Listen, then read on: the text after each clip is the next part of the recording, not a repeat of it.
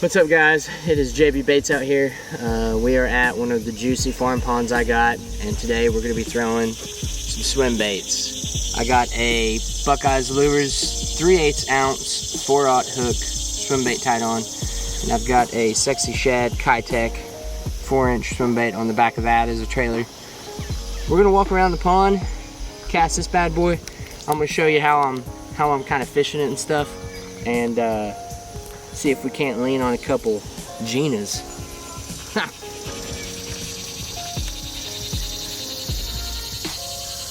Alright guys, so you know me, big Lew's guy. We got the Lew's Xfinity Speed Stick out here. This is a medium heavy fast action. I've got 12-pound mono on here, and we're just gonna go out here and throw this swim bait. And we're not gonna bomb it out into the middle of the pond, but we're gonna get it out there probably 20-30 feet from the bank. We're gonna let it sink for probably 5 to 10 seconds, depending on how deep I think the water is. And as we're pulling this bait back to us, we're gonna do a steady retrieve, but in that retrieve, we'll probably have the rod almost like at a 3 o'clock angle, or maybe a 4 o'clock, and as we're bringing that bait back, we're just gonna give the rod a couple of these. Not in a perfect cadence, we're gonna make it random, but just pop the rod, because that's what makes this swim bait have action. Because if you just swim it back to you, yeah, you can do that, but if you give it a cadence and an action where it kind of darts off, where it kind of dies down, you give it that yo-yo effect, that really entices a good bite, especially if you have a follower. So let's get it out here. Let it sink a few seconds. And we'll start bringing it back, just like that. And whenever you're retrieving it and you're doing these pops, you can quit reeling for a split second as you're letting it pop, or if you want, as you're bringing it back, you can just quit reeling and let that bait, you know, have that dying bait fish effect, because you know, you'll quit reeling and it'll just nosedive, and then you can pick back up. So I'll show you a little bit of that too. Let's get it out there. Let it hit, let it sink, and I'm just going to retrieve it back and have a cadence with just the reel itself. So you can leave your rod at like that 3 o'clock, 4 o'clock position and just quit reeling, and it'll have that yo-yo effect. Or you can give it a couple of those, you know, a couple fast twitches, and you don't have to reel a full rotation. You can still put twitches like that in there. Just whatever you're comfortable with.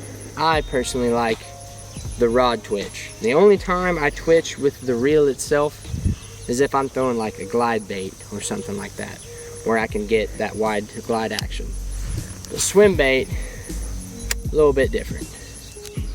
Alright, so we've made a small move on the pond. As you can see out here, we've got a bank almost straight parallel with really good grass that goes all the way through there.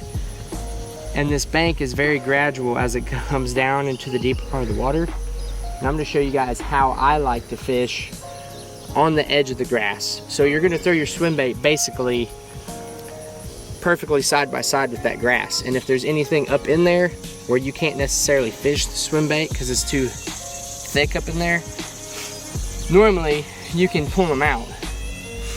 So, you know, we got a good overcast day. These fish might not be up in the shallows.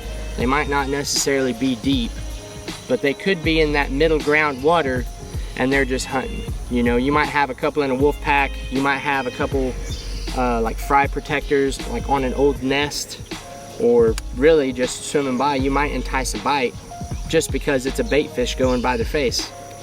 So I'm gonna cast out here, show you guys how I like to fish like a shallow grass edge since we're at a pond. But we'll get out here and chuck a few. Don't be afraid to get the swim bait in the grass. You know, swim baits are designed to cut through grass and, you know, kind of navigate through the weeds and stuff. We brought it through grass and it barely got, I mean, it barely got a little bit there on the knot. You know, sometimes it's not that bad.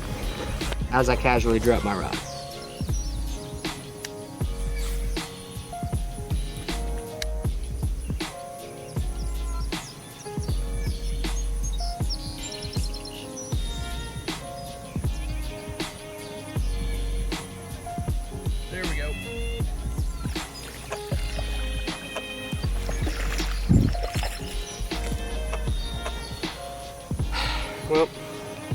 There's technically the second catch, but this is the first catch we've had on camera on the swim bait. Look how he ate that.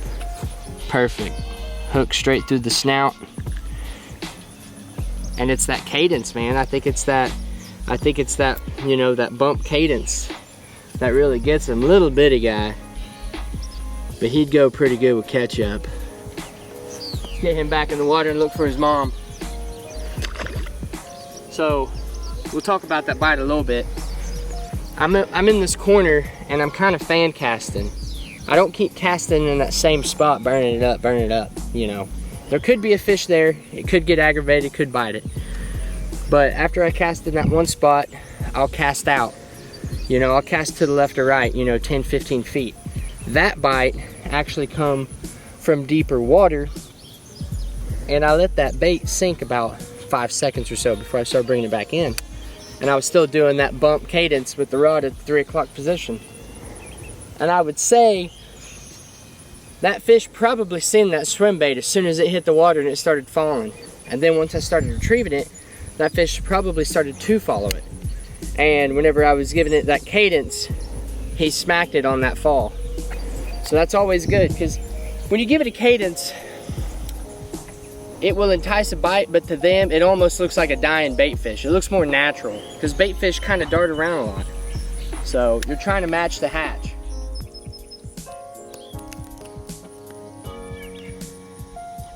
Oh yeah, good one. Good one. Good one. Good one.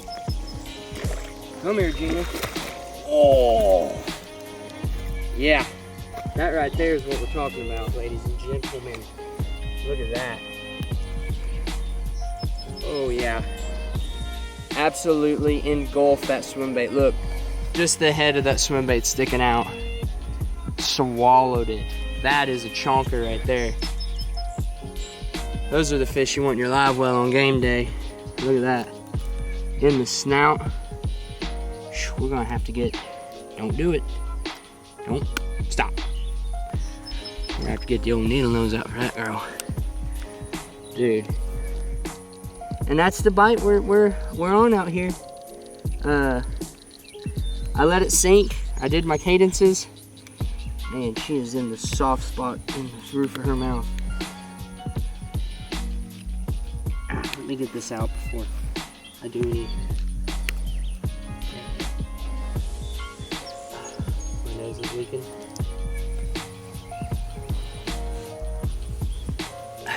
All right, ladies and gentlemen, got that white sexy shad swim bait right there. Got Gina's little brother. That's the bite you want. Throw it out there, let it sink. Bump it as you're retrieving it back up to you. She probably followed it for. She might have followed it as soon as it hit the water. And all it takes is that one little bump. She's there.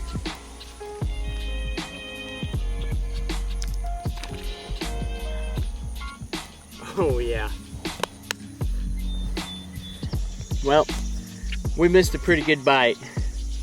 It ripped the whole trailer off the old swim bait, but I don't have any trailers at the moment because my bag is all the way across the lake. So we're just gonna throw this jig around, no trailers. There's gonna be a small weight difference, but we're still gonna do the same thing.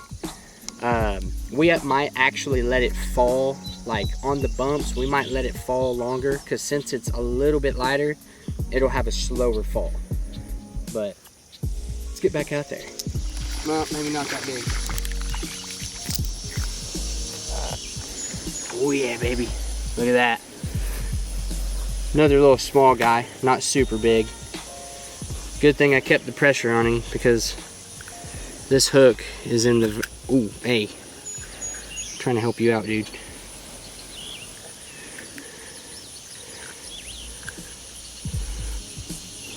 Oh yeah, look at him.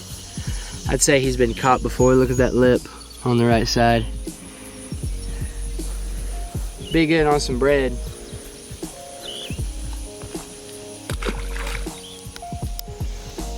All right, so we've caught a few on the old swim bait, makes 4. One of those bites was off camera, but you know, swim bait is a confidence building bait. It's something that you can just throw out and retrieve at whatever pace you want, whatever cadence you want. And it's probably gonna get hit, just as long as you have the right color for the day, you know, right time. It's rolling up on noon now, and we just caught a fish, you know, 2 minutes ago. So it's just one of those baits that's just, it's really good at enticing a hit. But also, it being a confidence bait, if you're not getting hit within the first 5 minutes of throwing it, change it up, you know. Maybe change the color. It could just be a color change, or it could be a cadence change, or your retrieve period. Maybe give it a couple, you know, fast hits with the reel. Maybe give it some longer bumps, you know, drag the pole up, let it fall longer, you know. You can do so many different things with swim jigs, and that's what makes it a very big confidence building bait. And it's so versatile. You know, swim jigs has got to be one of the oldest tricks in the book, and there's a billion different ways you can fish them. And obviously you can tell that they work great. So we got the sun beaming a little bit on us. You can see how clear this water is. You know, I could see 10, 12 feet out in front of me. You know, and that's why I picked that light colored, almost a pearl white with the silver head. Dude, this thing is killing it out here. I would be confident on any day to grab this swim jig specifically and come out here and just catch bag after bag. So we got about 30 more minutes out here on the water, and we got a jet, so we're gonna see if we can't lean on a couple more. All right, guys, I think we're gonna end it on that note. Sun's getting high, clouds are breaking up. I'm sweating 5-gallon buckets.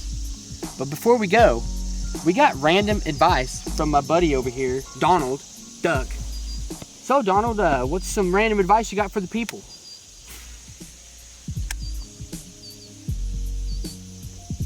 Huh. Well, there you have it, folks. No answer is an answer. And remember, this is JB Baits. Hook sets are free.